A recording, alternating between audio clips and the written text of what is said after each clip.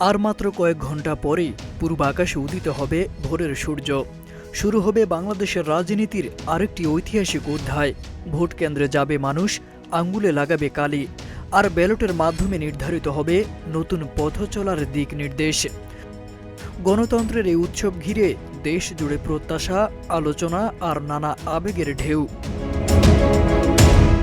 তবে এই মুহূর্তে একটি শূন্যতার অনুভূতি। টেলিভিশনের পর্দায় সকালের প্রথম প্রহরে ভোট কেন্দ্রে উপস্থিত হয়ে ভোট প্রদান করবেন না তিনবারের প্রধানমন্ত্রী ও বিএনপি চেয়ারপারসন বেগম খালেদা জিয়া। তবু তার দীর্ঘ রাজনৈতিক পথ চলা এবং সংগ্রাম সব মিলিয়ে তিনি বাংলাদেশের রাজনীতির এক গুরুত্বপূর্ণ অধ্যায় হয়ে আছেন। নির্বাচনের ভোর মানেই শুধু ভোট নয়, এটি স্মৃতি, ইতিহাস আর পরিবর্তনের প্রতীকও বটে। আজকের সকাল নতুন ভবিষ্যতের সূচনা করলেও অতীতের কিছু পরিচিত মুখের অনুপস্থিতি সেই সকালকে করে তুলছে ভিন্ন রকম আবেগময়।